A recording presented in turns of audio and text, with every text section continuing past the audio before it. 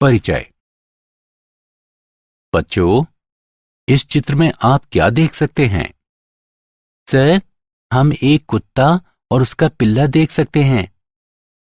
सही। इस चित्र में बने बीज क्या समरूप आम का पौधा उत्पन्न कर सकते हैं? नहीं, आम का पौधा आम के बीज से ही उत्पन्न हो सकता है। तुम सही कह रहे हो। तुम्हारे पिताजी के समान कौन दिखता है, तुम या तुम्हारा चचेरा भाई? मैं अपने पिताजी के एकदम समान दिखूंगा।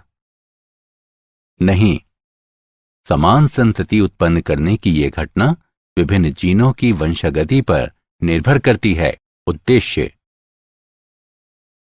इस पाठ के अंत में आप निम्न करने में सक्षम हो जाएंगे: मेंडल के वंशागति के नियम समझना, एक जीन के वंशागति प्रतिरूप को समझना, वंशागति के विभिन्न नियमों की पहचान करना, पनेट वर्ग और इसकी गणना को समझना, परीक्षार्थ संकर की पहचान करना। मेंडलवाद। मेंडल को आनुवंशिकता का जनक कहा जाता है।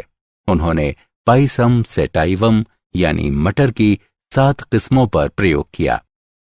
प्रारंभ में कुछ कारणों की वजह से उनके परिणाम स्वीकार नहीं किए गए, लेकिन वर्ष 1900 में Hugo de Vries, curl Correns और इरिक वॉन शेरमॉक द्वारा उनके परिणामों की पुनः खोज की गई। पाइसम सेटाइवम मटर का पौधा, इसके 7 विशेषक। मेंडल द्वारा अपने प्रयोग के लिए पाइसम सेटाइवम के चुने गए 7 जोड़े विपरीत लक्षण के थे। मटर का पौधा ही क्यों? मेंडल ने अपने प्रयोग के लिए मटर के पौधे का चयन निम्नलिखित कारणों से किया। विशेषकों के लिए मटर के पौधे की अनेक किस्में वैकल्पिक रूपों के साथ उपलब्ध थीं। मटर के पौधों में स्वपरागण होता है, इसलिए शुद्ध नस्ल आसानी से प्राप्त की जा सकती थी। मटर का पौधा आसानी से वृद्धि कर सकता है। मटर के पौधे में छोटी जीवन अवधि होती है। इसके पुष्प द्विलिंगी होते हैं। मेंडल के प्रयोग के चरण। मेंडल का प्रयोग 3 चरणों में संपन्न किया गया। वास्तविक प्रजनन। मेंडल द्वारा नोट किए गए 7 लक्षण जनकों से संतति में पहुंचते हैं कि नहीं, ये जानने के लिए उन्होंने 7 प्रकार के पौधों से स्वपरागण द्वारा उत्पन्न बीज लिए। मेंडल ने इन सभी को शुद्ध लक्षण नाम दिया। शुद्ध पौधों का संकरण। पौधों की 2 अलग अलग किस्मों पर परागण से संकर पौधे उत्पन्न करती है, जो F1 पीढ़ी बनाते हैं। संकरों में स्वपरागण। F2 पीढ़ी उत्पन्न करने के लिए प्रत्येक F1 संतति का स्वपरागण कराया गया। एक जीन की वंशागति। मटर के पौधों की लंबी और बौनी किस्मों के बीच एकल संकर क्रॉस निम्नानुसार है। एकल संकर क्रॉस के परिणाम। जीन। मेंडल ने देखा कि कुछ स्थायी कारक अपरिवर्तित रूप में जनक से संतति तक अग्रसित होते थे। ये कारक जीन कहलाते हैं। अलील। जीन जो विपर्यास विशेषकों के युग्म के लिए संकेत होते हैं, अलील कहलाते हैं। समयुग्मजी जीव। अलील के समान युग्म वाले जीव। विषम युग्मजी जीव। अलील के अलग अलग युग्मों वाले जीव। एकल संकर क्रॉस। प्रभावी जीन। अलील जो अभिव्यक्त होते हैं। अप्रभावी जीन।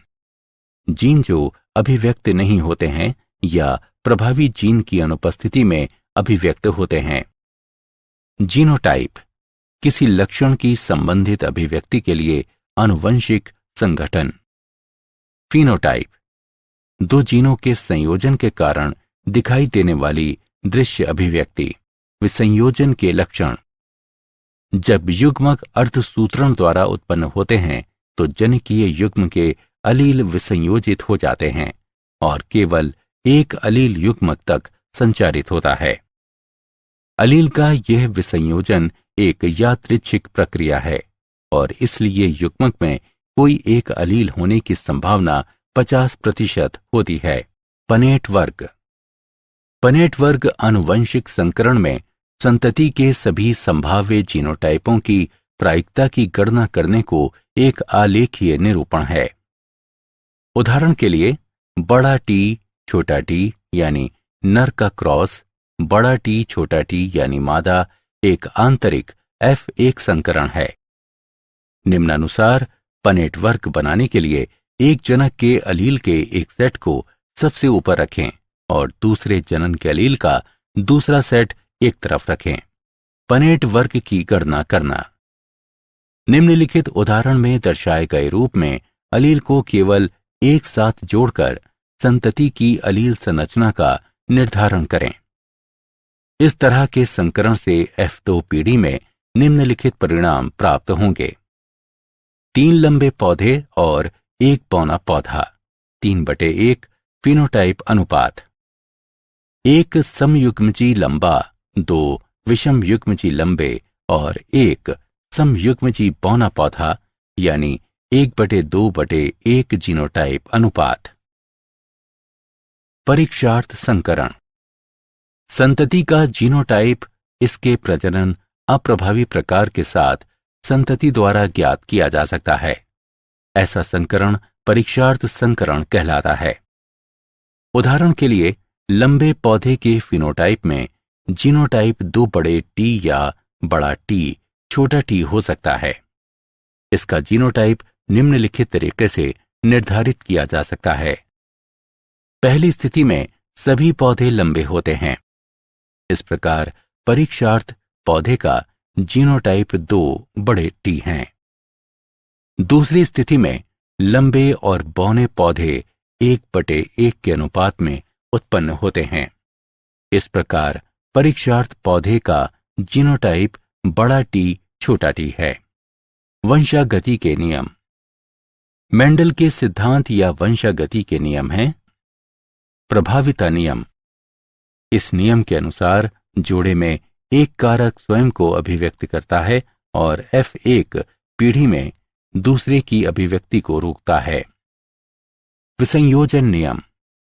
इस नियम के अनुसार प्रत्येक लक्षण के कारक युग्मक निर्माण के दौरान विसंयोजित हो जाते हैं ताकि प्रत्येक युग्मक केवल एक कारक ग्रहण कर सके और सदैव शुद्ध रहे। नर और मादा युग्मकों में 2 कारक या विशेषक बराबर आवृत्ति के साथ प्रकट होते हैं। अपूर्ण प्रभाविता, सह प्रभाविता और बहु अलील। अपूर्ण प्रभाविता ये तब होती है जब एक निश्चित विशेषक के लिए कोई भी अलील प्रभावी नहीं होता है। इस प्रकार विषम युग्मजीव व्यष्टियों में एक मध्यवर्ती अभिव्यक्ति पाई जाती है। सह प्रभाविता ये तब होती है जब एक विशेषक के लिए दोनों अलील प्रभावी होते हैं और विषम युग्मजीव व्यष्टि में दोनों अभिव्यक्ति किए जाते हैं। ऐसी घटना बहु अलील के साथ देखी जा सकती है। बहुअलील ये एक विशेषक के लिए 3 अलील की उपस्थिति को संदर्भित करता है। उदाहरण, मानव रक्त में 3 अलील A, B, O होते हैं। द्विसंकर क्रॉस।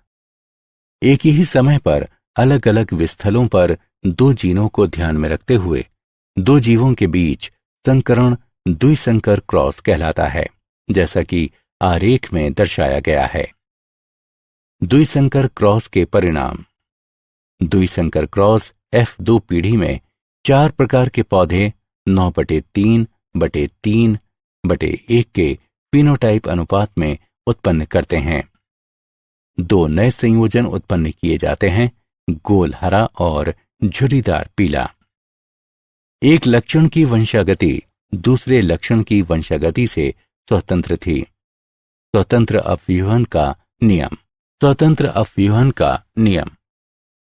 स्वतंत्र अपव्यूहन का नियम समजात गुणसूत्र के विभिन्न जोड़ों में स्थित कारकों या अलील के विभिन्न लक्षण युग्मक निर्माण के दौरान अपने विसंयोजन में एक दूसरे से स्वतंत्र होते हैं और निषेचन द्वारा संतति में एक साथ आ जाते हैं। क्या आप जानते हैं? पादप जीनों का अध्ययन करने के लिए मेंडल के नियमों का अनुप्रयोग द्वितीय पीढ़ी के जैव ईंधनों के लिए महत्वपूर्ण संपृक्त ऊर्जा फसलों को उत्पन्न करने के लिए लागू किए जाते हैं, जैसा कि सोयाबीन उत्पादों की किस्में। सारांश। आइए हमने जो कुछ सीखा है उसे संक्षेप में दोहराएं। मेंडल ने सबसे पहले इस घटना का क्रमबद्ध अध्ययन किया।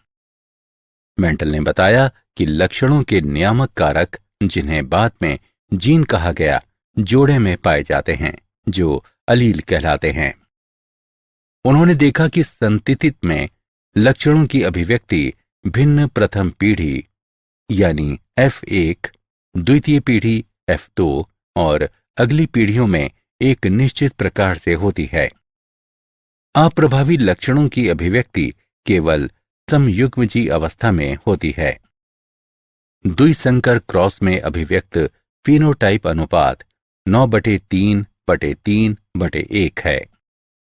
वंशागति के 3 नियम प्रस्तुत करते हैं: प्रभावी विसंयोजन का नियम और स्वतंत्र अवयवन का नियम।